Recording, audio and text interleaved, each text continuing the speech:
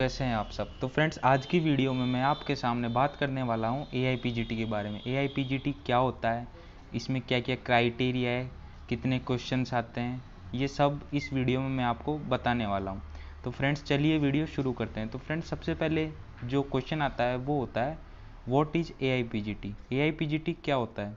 एआईपीजीटी का मतलब होता है all India AYUSH post graduate entrance test. इसे हम पीजी एंट्रेंस टेस्ट भी बोलते हैं। इसमें जो एडमिशन टेस्ट होता है वो कंडक्ट करवाया जाता है एनटीए के द्वारा, जिसे हम नेशनल टेस्टिंग एजेंसी भी बोलते हैं। एनटीए ही नीट का एग्ज़ाम, जेई मेंस का एग्ज़ाम, ये सब यही एजेंसी कंडक्ट करवाती है। फिर इस एग्ज़ाम से स्टूडेंट्स को किस किस में एडमिशन मिलता है? इस एग्ज़ाम से स्टूडेंट्स को एडमिशन मिलता है एमडी के अंदर, एमएस के अंदर और पीजी डिप्लोमा के अंदर। कौन कौन से स्टूडेंट्स को? आयुर्वेदा, यूनानी, सिद्धा और होम्योपैथी वाले स्टूडेंट्स को। जो एआईपीजीटी की जो एग्ज़ाम होती है वो बीएमएस के स्टूडेंट्स, बीयूएमएस के स्टूडेंट्स, बीएसएमएस के स्टूडेंट्स और बीएचएमएस स्टूडेंट्स के लिए होती है। फिर जो काउंसलिंग होती है वो हेल्ड कराई जाती है Ayush admission central counselling committee, AACCC, इनके द्वारा कराई जाती है। फिर जो कोर्स होते हैं, कौन कौन से कोर्स की काउंसलिंग करवाई जाती है? यूनानी की, जिसे हम बीयूएमएस भी बोलते हैं, सिद्धा की, जिसे हम बीएसएमएस भी बोलते हैं, आयुर्वेदा की, जिसे हम बीएमएस भी बोलते हैं, और होम्योपैथी की, जिसे हम बीएचएमएस भी बोलते हैं। फिर जो ऑफिशियल वेबसाइट होती है वो होती है www.aiapget.com या www.aiia.co.in। फिर उसके बाद में जो पैटर्न ऑफ एग्जामिनेशन होता है वो एमसीक्यू बेस्ड होता है सिंगल करेक्ट रिस्पॉन्स के साथ। इसमें जो मार्क्स मिलते हैं वो 4 marks for each correct answer होते हैं और -1 marks for each incorrect answer. और जो क्वेश्चन अपन अटेम्प्ट नहीं करते हैं उनके लिए 0 मार्क होता है। यहाँ पे नेगेटिव मार्किंग वाला सिस्टम है, मतलब अगर कोई क्वेश्चन आपका गलत होता है तो उसका 1/4 कट जाएगा। इसका मतलब एक क्वेश्चन का 1/4 का मतलब -1 मार्क आपका कट जाएगा। फिर जो मोड ऑफ एग्ज़ाम होता है वो कंप्यूटर बेस्ड टेस्ट होता है, मतलब ऑनलाइन एग्ज़ाम होती है, सीबीटी। फिर जो सीट अलॉटमेंट होता है वो मेरिट बेस्ड काउंसलिंग होती है। और फिर सिलेबस जो होता है बीएमएस, बीयूएमएस, बीएसएमएस, बीएचएमएस का, वो कंप्लीट कोर्स रिकमेंडेड किया जाता है सीसीआईएम के द्वारा। फिर जो दूसरा क्वेश्चन आता है अपने दिमाग में वो आता है how can I fill AIPGT application form. फिर इसमें जो जनरल ओबीसी कैंडिडेट की जो एप्लीकेशन फ़ीस है वो है 2500 रुपये, और जो SC ST PWD कैंडिडेट्स की जो एप्लीकेशन फ़ीस है वो है 1750 रुपये। फिर जो mode of payment application form fee का वो है क्रेडिट कार्ड, डेबिट कार्ड या नेट बैंकिंग। आप इन तीनों के थ्रू ऑनलाइन ट्रांजेक्शन कर सकते हैं। यहाँ पे ऑफलाइन ट्रांजेक्शन की कोई सुविधा नहीं है। फिर जो डॉक्यूमेंट रिक्वायर्ड होते हैं एआईपीजीटी एप्लीकेशन फॉर्म भरने के लिए वो कौन कौन से होते हैं? मार्कशीट होनी चाहिए क्वालिफाइंग एग्जामिनेशन की, जो डिग्री आप ले रहे हैं उसकी मार्कशीट होनी चाहिए। पासिंग सर्टिफिकेट होना चाहिए, जो डिग्री आपने ले रखी है, बीएमएस, बीयूएमएस, बीएसएमएस या जो कोई भी है आपके पास। फिर इंटर्नशिप का सर्टिफिकेट होना चाहिए, डॉक्यूमेंट्स होने चाहिए इंटर्नशिप सर्टिफिकेट के, ये मस्ट इंपॉर्टेंट है। और फोटोग्राफ और सिग्नेचर होना चाहिए आपका, जो कि अपलोड किया जाएगा।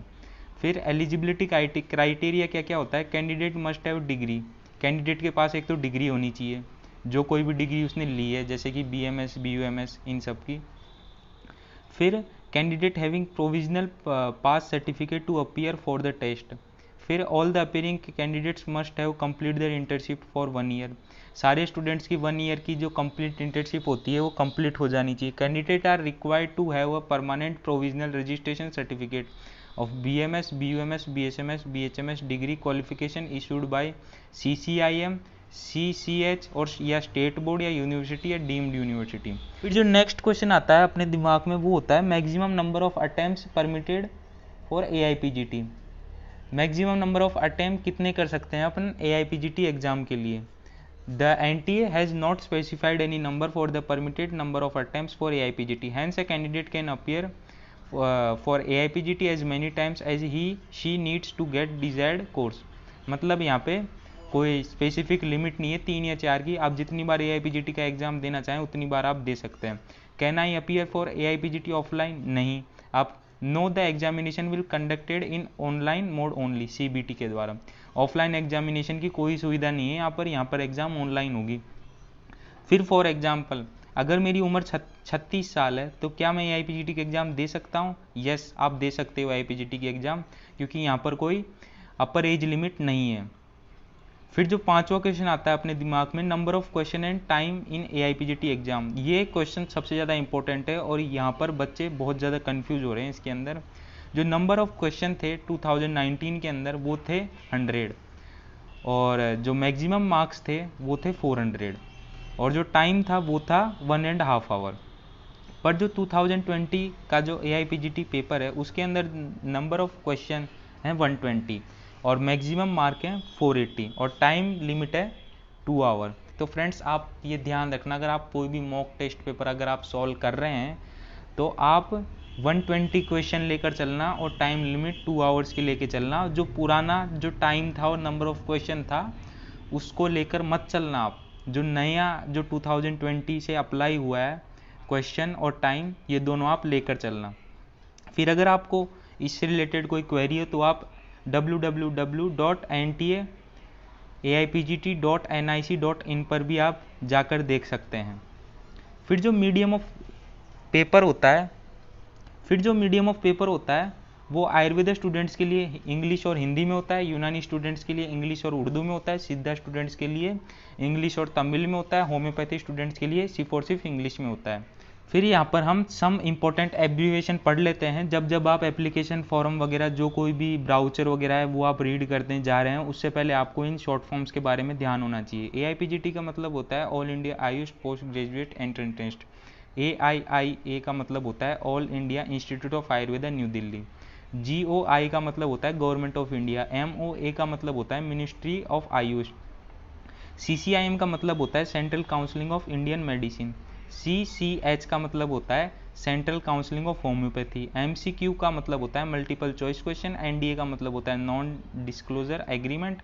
NTA का मतलब होता है नेशनल टेस्टिंग एजेंसी। TCA का मतलब होता है टेस्ट सेंटर एडमिनिस्ट्रेटर। ST का मतलब होता है शेड्यूल ट्राइब। SC का मतलब होता है शेड्यूल कास्ट। OBC का मतलब होता है अदर बैकवर्ड क्लास। UR का मतलब होता है अनरिजर्व्ड कैटेगरी। PWD का मतलब होता है पर्सन विद डिसेबिलिटी। UMC का मतलब होता है अनफेयर मीन्स केस।